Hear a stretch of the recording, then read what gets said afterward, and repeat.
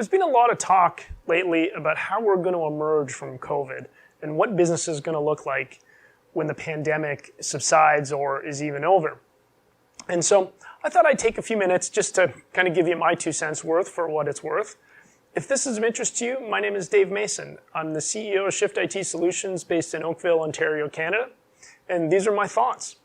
So I read a good article about sort of what was going to change and the permanent changes we'd be left with. And one of the kind of observations that I've had is, and I'm old enough that I've lived through a couple big changes in business, like things will never be the same. So certainly I'm old enough that I just started working when the .com boom hit. And there was a lot of talk about the new economy and nothing would ever be the same.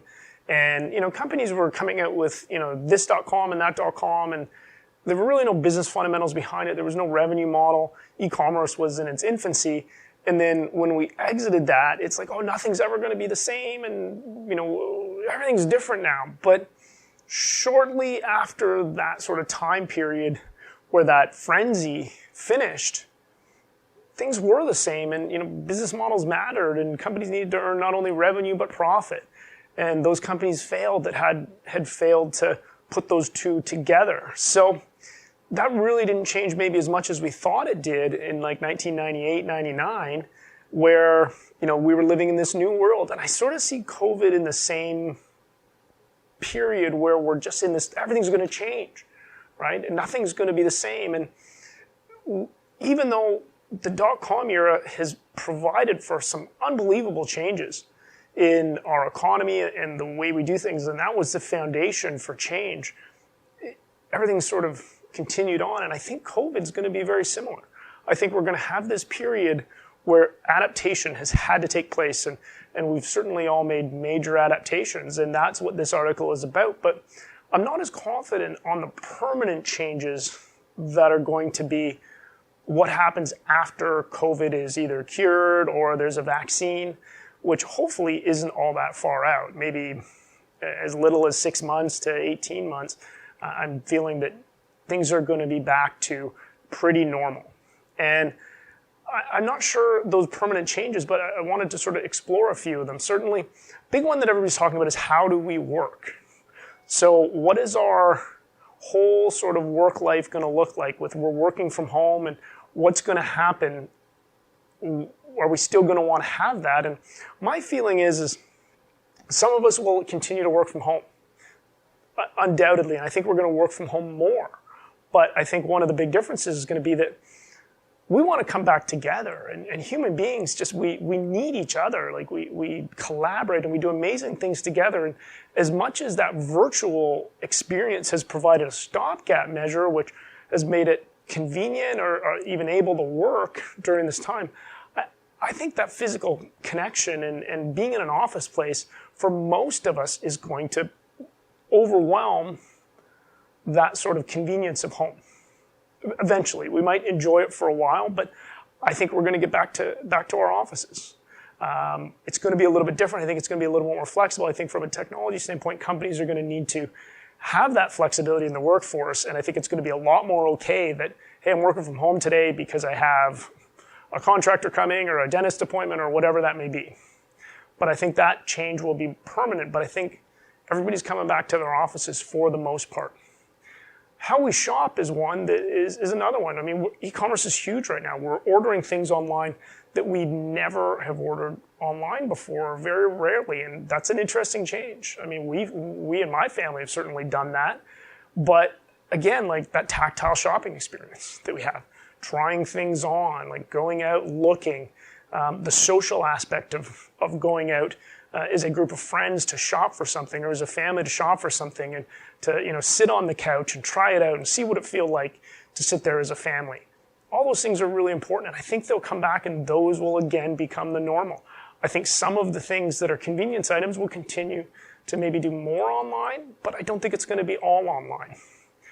How we watch TV, I think, is maybe that's one of the more permanent changes.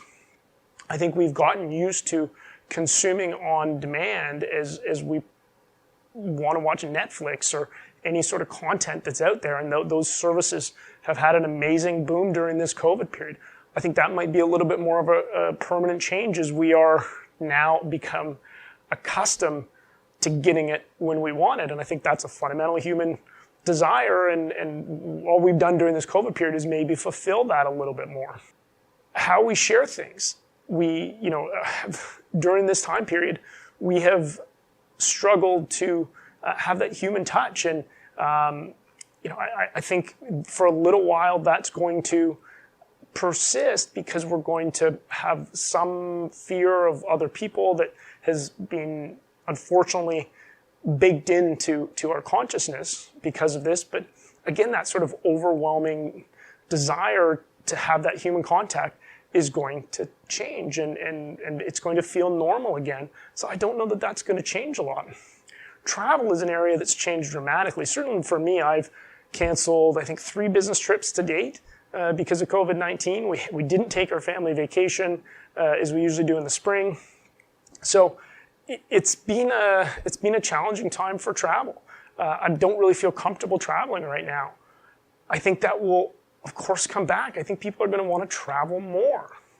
I think we need to have a permanent solution or at least a cure if you happen to get COVID-19. But travel is an area that's, I think, going to come back hugely because I want to travel. One of my goals is to go back to Hawaii with our family that we did last year, and that was such an amazing trip.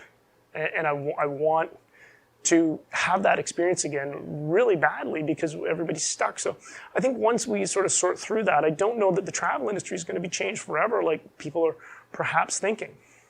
How we heal has changed a little bit, and I think technology might have a role in that because e-medicine or telemedicine wasn't something that we were eagerly adopting, at least not here in Canada. But now that we've seen it work really well.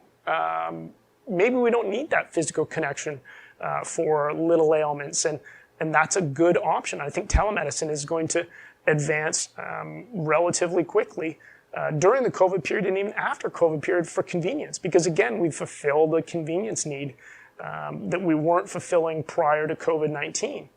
I think that may persist. How we learn, obviously, students right now are not sitting in class, especially at the university level. I think going away to school and having that experience in your early 20s, like certainly I did, and most people that have a university or college degree have had, I think at least 50% or more of what you take out of that experience is moving away from home and is living on your own and is meeting new people and finding yourself. That's not going to change. I think the online experience that those students are going through now is quite frankly a second-tier experience. And then you're missing out if that's how you're going to learn. I mean, for some people, again, the convenience factor is going to outweigh the fact that, you had a traditional experience in university and that online distance learning is out there and you can do it. But I don't think that's going to change too much. I think students are going to be excited to get back onto campuses and that community that a campus creates. You can't experience in a virtual setting. I just don't know that technology will ever get there. And then lastly is how we trade. I think there's going to be some permanent changes there. I think the model of international trade of everything might take a few steps back. And countries may look at it as this is something that's really critical to our survival as a nation, our infrastructure as a nation, so things like food, medical supplies. When times become scarce, we may not be able to get things, and we've seen that happen. I think, and I hope, we're going to look at some strategic items that we may not want to outsource to overseas countries in order to save costs might not make sense anymore in the post-COVID era. So I'm hoping that we see that and we maybe take some stances on this is a critical industry, so we're going to manufacture, or at least have the manufacturing capacity to build on locally. And I think that's a great opportunity for Canadian companies, or if you happen to be in a different country. I think locally there's going to be some great manufacturing opportunities in those critical infrastructure, healthcare, food industries where the local manufacturing is going to return. And I think that's a positive thing. I think there's going to be, we may have to pay more for these things, but I think it'll be a positive net change in the end. So I hope you thought my video is helpful. This is kind of my 2 cents worth. This is where I see it going. If you like this content and you want to see more of it, certainly most of my content on my channel is a lot more tech related, but from a business standpoint, please subscribe to the channel. If you want to reach out and have a discussion, I'd welcome the opportunity. Send me a private message. I'd love to hear what your thoughts are. Once again, my name is Dave Mason. I'm the CEO of Shift IT Solutions, and I genuinely thank you for your time.